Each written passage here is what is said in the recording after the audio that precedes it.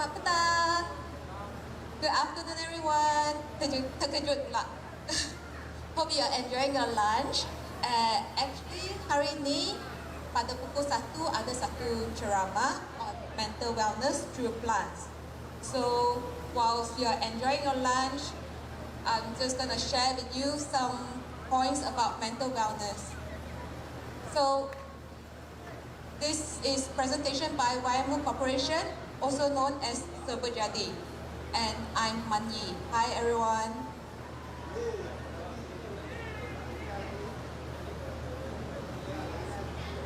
Next slide please.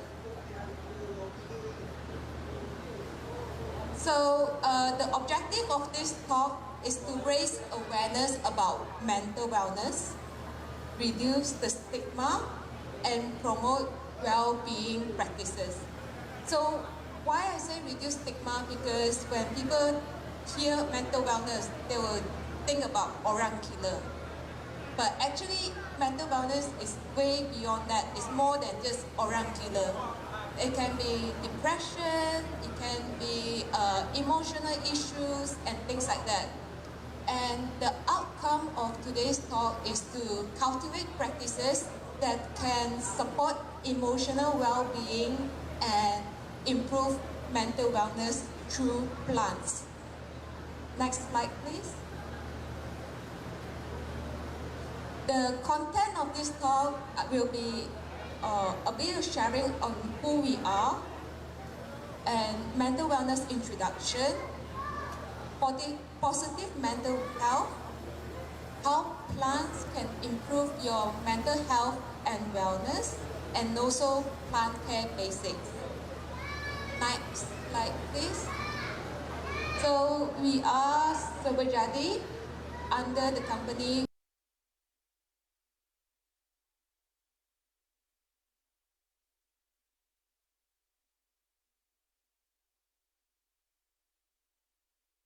or you can visit us as the mystical booth, the nice aircon dome on the other side. So if you like to walk, you can walk there or you can get the tram over. Next slide please. So in Malaysia, we've been here since 1988 and we've been helping Malaysians to grow joy. Our vision is to be the household name of gardening. When you think of gardening, you think of Serbajadi. And our mission is to help everyone to grow joy. So grow in terms of growing plants, growing trees, growing anything. And when you grow successfully, you feel joy. Next slide please. So here are examples of the activities we've been doing with all the roadshows, kids gardening event, workshops, just having fun and growing joy throughout Malaysia. We've been to Penang, Johor, and Sarawak to say the few for the last few months. Next slide please. Hi, I'm Manyi again, and I'm a certified HRD trainer. So for me, myself, I've experienced in agriculture because for the last 10 years, this is what I've been doing. And I studied agribusiness in University of Queensland. Before this, I have a degree in chemical engineering. So everything regarding plant care, you can contact us. We are more than happy to give you free consultation. Next slide, please. So, mental health introduction. Next slide. So, what does mental health include? And the factors that affect mental health, early signs, and mental wellness effects on each person. So, I will break down all of this and into tiny little pieces to let you know more about it. But you know, I'm not a doctor. This is my disclaimer. I'm not a doctor or a health professional, but this is something I study as a part-time course when I was in University of Queensland. It is a very big topic, so I can only share with you the basics, and I think the basics is also want to know because this is something you probably hear in the radio when people talk a lot about and things like this. Next slide, please. Mental health, what does it include? So earlier when I start my speech, right, a lot of people say, oh, you mental or mental health, you will immediately go to the extreme, you orang gila. But it's actually not. There are many factors about mental health. It's about your emotional well-being. Are you feeling happy? Are you feeling numb? Are you feeling angry? Are you feeling sad? It's about how you feel. And another part of mental health is about your psychological thinking, your psychological wellness, how you think. Because sometimes when things happen to you, do you think like, oh, it's okay, or this is the worst thing that can happen, or maybe you can think the best out of it. But then whatever logical thinking you have in your mind is actually real because it is true to you. And another part of mental wellness is about your social well-being. How do you act? How you act with yourself, and how do you act with people around you? Next slide, please. So, factors that can affect your mental health, there are two major factors. So the first factor is there's a loss of something or loss of someone. You know, previously, a lot of things we take for granted, but sometimes when you realize this person or this thing has just lost and you can never get it back, this is where you feel and you will somehow feel an impact. Sometimes the impact is not immediate. Sometimes the impact will happen to you half a year later or a year later. When things happen to you half a year later or a year later or sometime after, is something called, what we call is post-traumatic stress, PTSD. So factors that affect mental health when you lost something, usually we cannot sleep because automatically, unfortunately, your mind will keep thinking about things that, oh, I could have done this, I could never get this back, or I will never see this person again. Another factor which is quite common that happened in the last 2 years is unemployment. And for some people, sometimes it's about not just unemployment, it's loss of business. They put their heart and sweat into starting a business and suddenly it's just gone because they cannot sustain. And last but not least is grievance, when you have lost someone that's very dear to your heart, that you can never see them again. So this can actually impact a person's mental health. Next slide, please. Another factor that can affect mental health is where you feel a threat. A threat is where you lost the sense of safety, you lost the sense of belonging. Like there's this common phrase that when people go to fight or flight. This is usually happens when you feel a threat. When this happens, sometimes a person can feel lonely, and what causes this also can be domestic violence, family violence, or peers violence like bullying. All these can affect a person's mental health. Next slide, please. How do you detect the early signs of mental health? Alright, these are signs that anytime anyone also can have it. I'm not saying that, oh, you feel sad then you have mental health. The thing is when you have a prolonged feeling, like maybe more than a week or over a month, you feel, for example, excessively sad, low. You just, sometimes when you sit there, I've seen people, they sit there by themselves and the tears just wouldn't stop streaming down. It's because it's their emotion coming out. It's actually very normal. It's a normal human behavior. It's just that you need to know what you are going through. Another thing that people will feel is excessive fear. or worries or extreme feeling of guilt. This happen mostly, predominantly you can see a lot happening, especially during the pandemic time. Your fear, you don't know whether I should go out, you don't know whether I will get this COVID, you don't know whether you will be alive today or tomorrow, you don't know where you're gonna get money, you don't know how you're gonna put food. There's a lot of fear, and actually a lot of people go through that last 2 years, but they don't realize it.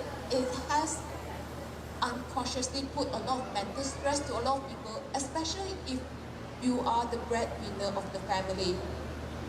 Another early sign is sometimes you feel significantly tired, low energy, or refuse to do anything. Yes, we go through that. Sometimes, yeah, you're just tired. It's normal tired. But if you feel like that for more than a week, then it's probably something you need to realize, am I going through something that I'm avoiding or I don't realize? Next slide, please. So a few more early signs include a person gets really confused. Sometimes simple things like, do you want to eat bread or you want to eat rice? They can't even make simple decisions because their mind is so filled up with all these negative thoughts or so many worries. They cannot do simple things.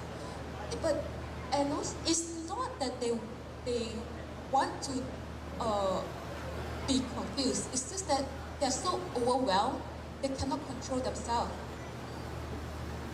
Then another sign which is same to making decision is they cannot concentrate.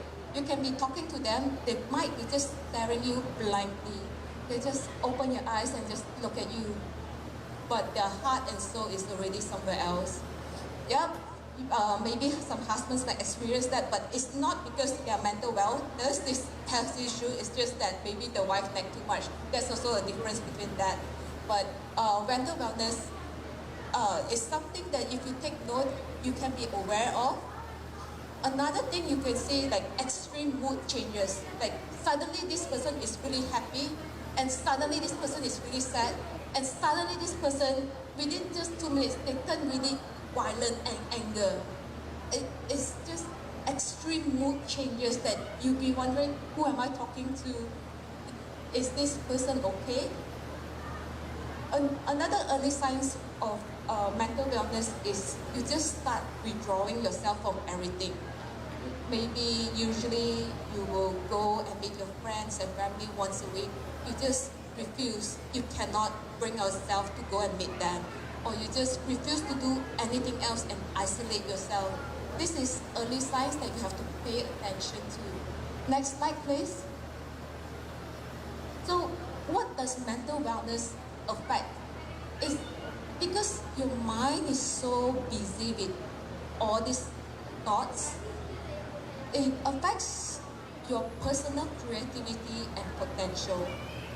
And also it does affect your relationship with others.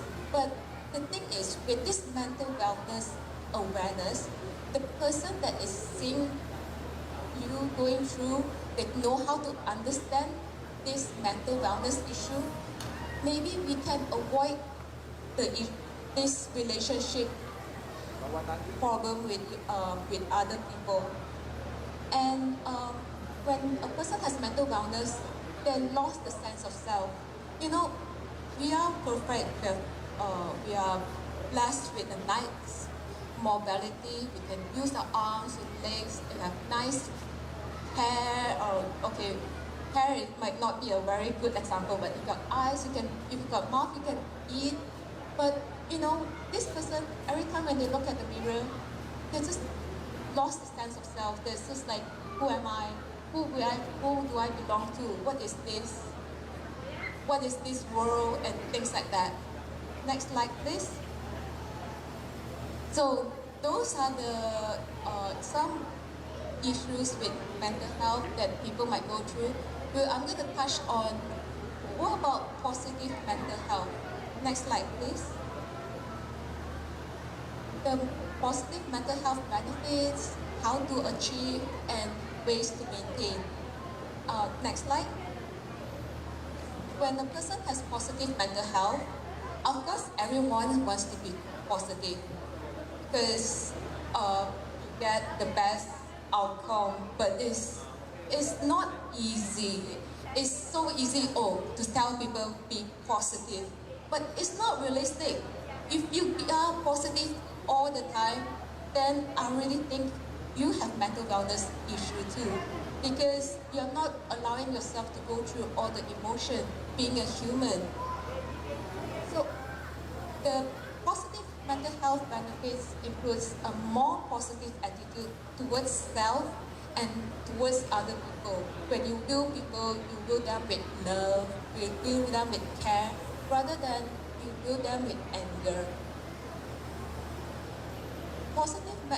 Another benefit is increased openness to new challenges, to new things, new experience. Whenever people give you to try something new, you just give it a try. And another benefit is that you feel optimistic about life. You know better things will be coming if you keep doing all the good things that you are doing. Next slide, please. Another three benefits includes experiencing a sense of community with other people.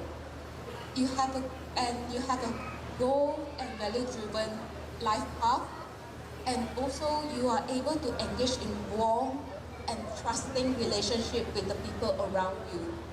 Next slide, please. So the question is, how do you achieve all this mental wealth? You know, it's all back to basic. The first thing you have to do is take care of your sleep. Nowadays, a lot of people, they don't sleep until past 1 p.m. and they have to wake up really early to go to work. But not giving yourself, your mind enough rest is actually indirectly going to cause your mental wellness. Here, I would also like to encourage you to be physically active. Physically active doesn't mean you have to go to the gym or play a really high sport. It can be like you coming here to Taman Tasik Titi Wangsa, going around for a walk. 20 to 40 minutes a day is good enough to get your body pumping, to get your positive energy going. And also, I would encourage you to do activities that you love, like, gardening, taking care of your pets, or going traveling. Next slide, please. And also, I would like encourage you to go outdoor and breathe in the fresh air, because yes, it's hot outside, but you can always do it in the morning or late in the evening. There's nothing that can replace fresh air, fresh oxygen that's around you, especially if you have plants surrounding you. I also encourage you to practice mindfulness. Again, it's not necessarily something that you have to make yourself sit down every day and meditate for hours.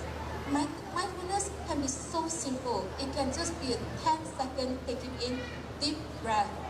You will realize just that 10 seconds of deep breath, it can just calm you down. It brings a lot of benefit, and it gets your oxygen going.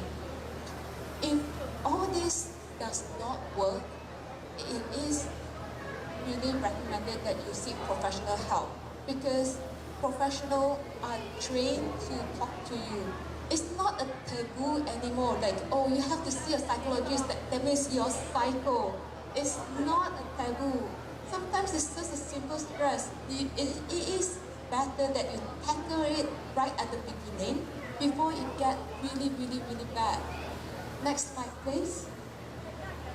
So, one of the ways to maintain your mental health, again, make sleep your priority. Have enough sleep. Eat a balanced meal, not necessarily just eat salad. Balanced meal means like you have all the enough protein, enough carbs, enough vegetables, everything that's balanced. and focus on the positivity. Okay, this focus on positivity can be um, a cliche sometimes, but yes, we will complain. It is normal for human to complain, but for every negative things that you complain about, try to think about three positive things that you like about it. Then, over time, your brain will automatically think about the more positive things. Next slide, please. And it is recommended if any one of you has heard of Tony Robbins. Tony Robbins has always said that wake up in the morning and say thanks to the three people or three things that you feel grateful about. It don't have to be like, oh, I have this big house or anything. It can be like, I'm so thankful that I'm alive today. I have another good chance in life. It can be, I'm so thankful I have a wonderful sleep. And it can be, I'm so thankful for my family being here or this comfortable bed. It's just small little things actually matters a lot. Also, you can surround yourself with greeneries and plants. And last but not least, please do stay connected with your friends and family. Next slide, please. So, do you know?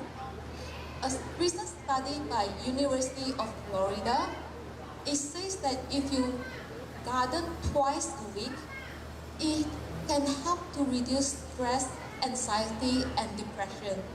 This is actually quite recent in the magazine published in the November and December edition of 2022. Next slide, please. So now I'm going to talk about how does plants help to improve your mental wellness. Next slide, please. There are 6 ways, and I'm going to go through one by one with you. Next slide, please. So first of all, plants can actually reduce feelings of anxiety and depression. This is actually true because based on a 2007 research done by University of Bristol and University College London, both of this is in UK, they found that, in the plants that you need soil, right? So in the soil, they have a friendly bacteria, which is called Mycobacterium vaccae. It helps to activate the brain cells to produce the brain serotonin. So serotonin is something that's similar to antidepressant. It's actually the magic is in the soil, I would say. Next slide, please. Second, plants can actually make you more productive and boost your creativity. This is not just something I randomly say. Again, this is based on a study. It is a study led by a renowned organizational psychologist, Professor Sir Cary Cooper. So it states that employees who work in environments with natural elements reported 15% higher level of well-being, 6% more productive, and 15% more creative overall. So this is based on a real study, and it was reported back in 2015. Next slide, please.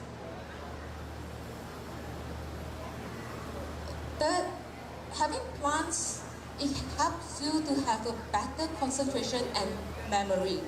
Now we go to US, University of Michigan. It's a psychology research by Mark Berman, John Jonitz, and Stephen Kaplan. Memory performance and attention spans improved by 20% after people spend an hour interacting with nature. This is all studies. Next slide, please. Again, based on another study, plants can actually help you to reduce inflammation. So a publication for the National Library of Medicine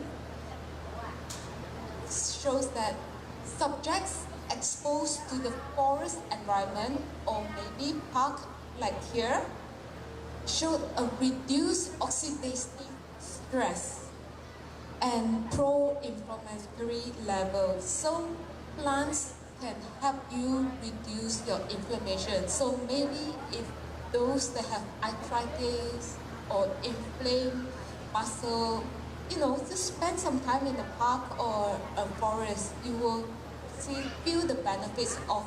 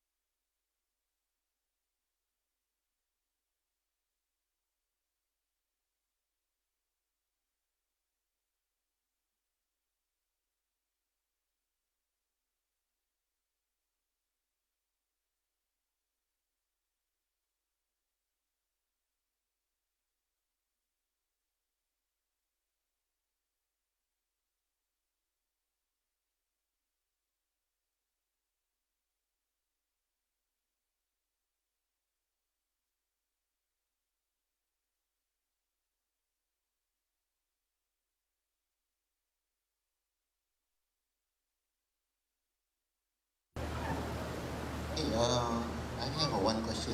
Actually, I attended a meeting in Putrajaya. They were talking about mental problem.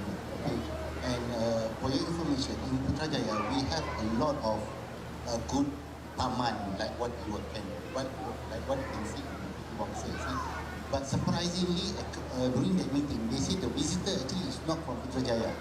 The visitor actually from the outside people. Then we ask what happened to the people in Putrajaya? Because for them, they focus more on work. Okay, maybe you should come up with some strategies. What should we do with this kind of situation? Because we are not talking about in Putrajaya only. We are talking about this trend. People are more focused with the gadget. They prefer to stay at home to watch TV, to watch cable TV. You know, they have a gadget, and people like me, I love to watch football. See, what will be the best strategy nowadays? Because we in Kabul, we are doing something, but how about at your side? What will be the best strategy? Okay, thank you, Mr. Gani. That's a very, very good, valid question and situation that we are in. So in Serbajadi, how we tackle this issue is actually we have a few MSC that come to us and to solve exactly this issue that you are talking about. What we offer is personalized indoor plants for each employee. Actually, each plants they have their own characteristic, and we give the meaning to the plant of what character it is, and the employee they take the plant and take care of the plant as if it's their baby because it represents them. So by having a plant on the table next to the screen, or maybe at home, just having some indoor plants strategically place it next to the screen, indirectly your eyes will just divert to the plants for just a few seconds. That is also good enough because studies have shown that if you just look at greenery for maybe every 20 minutes for 20 seconds, you can maintain your eye health easily. It is studied, yes, especially in this. So just put it next to the screen. Your eyes will somehow look at it no matter what. We promote both indoor, outdoor plants.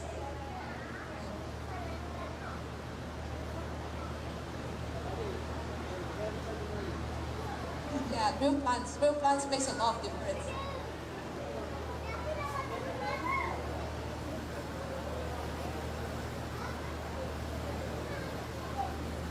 It's not easy to have indoor plants, but we also have a lot of indoor plants that's suitable for indoor, which is why I've shown the planting basics is actually very easy. Just open the window for ventilation, or have it next to the balcony for sunlight. It's very, very doable. All right, Miss just want to ask, like in Serbajadi, do you get a lot of like what are the demographics of your clients? Like, is it more younger generation or is it more older generation that needs like they ask for plants that can help boost their mood and so on?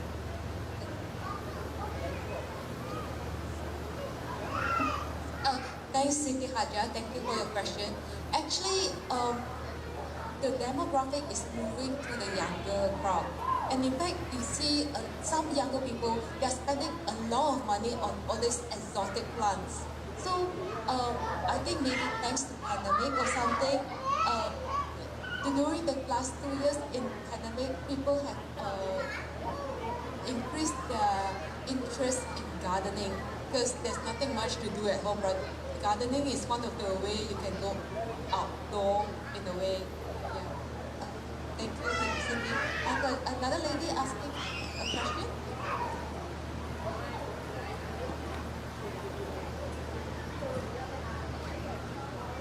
Good afternoon. I have a question regarding the DIY enzyme using the fruit peels to do the enzyme. Is it or is it actually suitable to use as a fertilizer to the plants? And if it is suitable, then how should it be used correctly?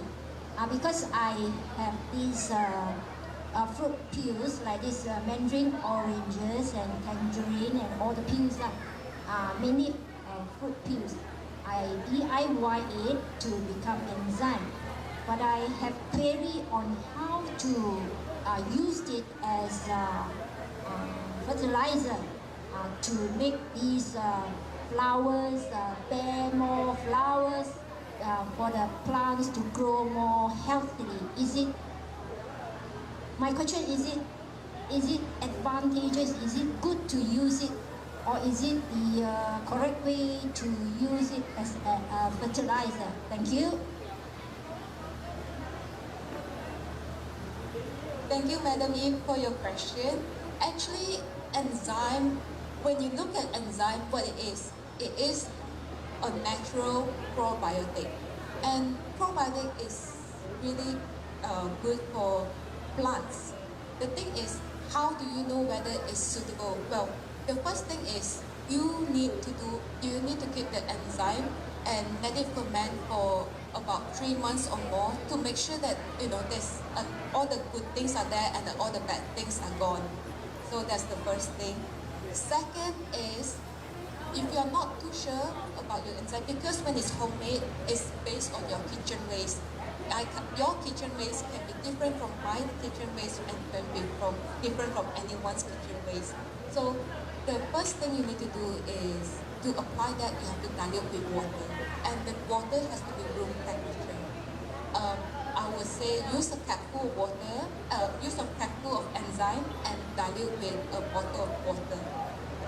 Spray a bit, take a few plants that you know is a bit more hardy. Try on those plants first and see if there's any major changes. If there's not, then you can continue.